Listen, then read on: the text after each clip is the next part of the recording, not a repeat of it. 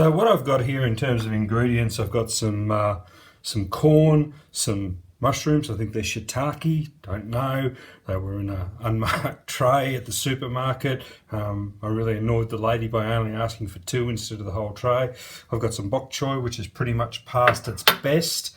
I bought a capsicum, which I'm just going to use, chop it up into fine dice, and we'll whack that in there. You need some meat with your ramen, so you've got a good balance of protein, carbohydrate from the ramen, and some veggies in the little bowl there. What I bought is this unnamed pork product. I have no idea what it is. I believe a pig was heavily involved in its production though. So a few veggies, a bit of meat, some ramen, we're well on our way. Oh, of course we've got more protein and a little bit of fat in the egg as well. So very nutritionally balanced, I'm sure.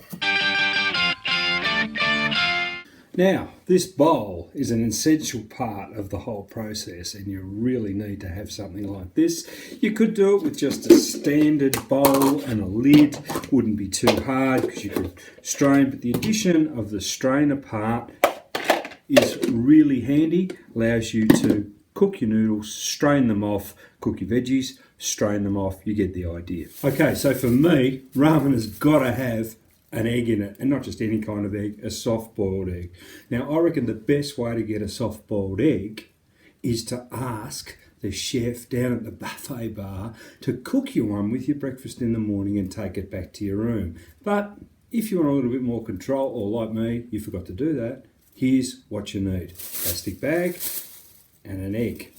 Put the egg in the plastic bag and get your kettle boiling.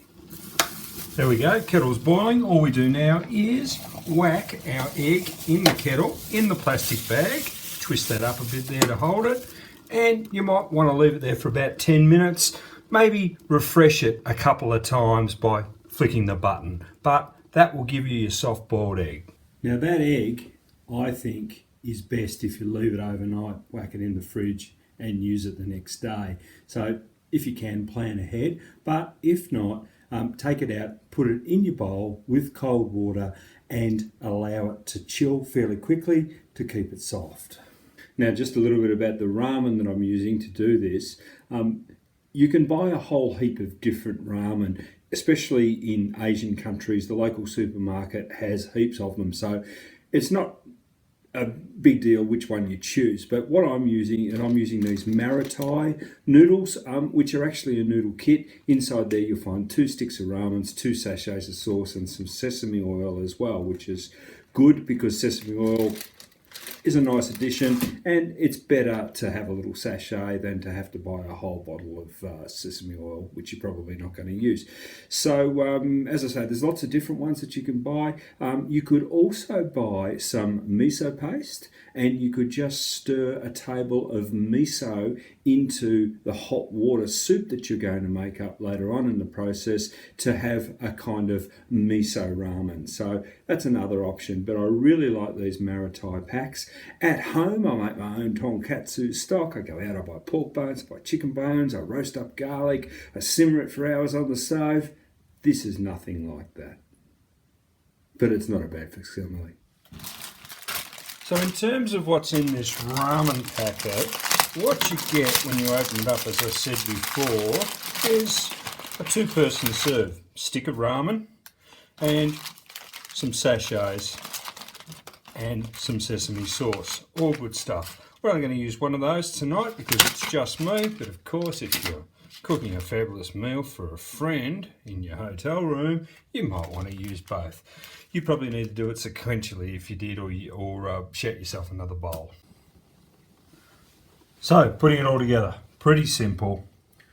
Start by putting your mushies and your bok choy in the bottom of your bowl, for reasons that will become apparent shortly. Whack your ramen up in your bowl with your strainer insert already in there, and let's get some boiling water happening. Squash your ramen down. Get on there.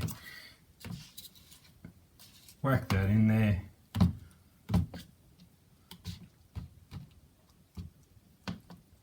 Lid on, and we're good to go.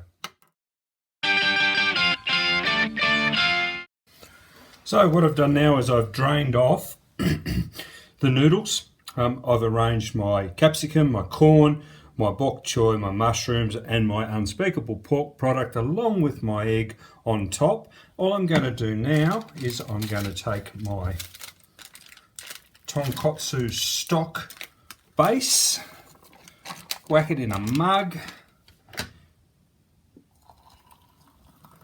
fill that up with some nice boiling water from my kettle, add my sesame oil to that. There we go, that's most of it. And give that a good old stir.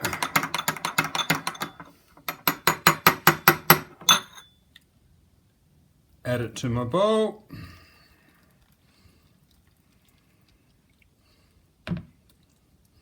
And there you go. Fantastic bowl of ramen, cooked in your hotel room, using nothing but your kettle. So there you go, all set. I've got my chopsticks, which I pinched off Cathay Pacific. Thank you very much, Cathay Pacific to Hong Kong. I've got my spoon, which I pinched from downstairs. But, you know, ramen's nothing without a nice cold beer to go with it. So if you thought ahead, you might have bought yourself a little bottle or two, like this one. Nice double bock. Do their beers big here in Mongolia. So I'm going to enjoy this.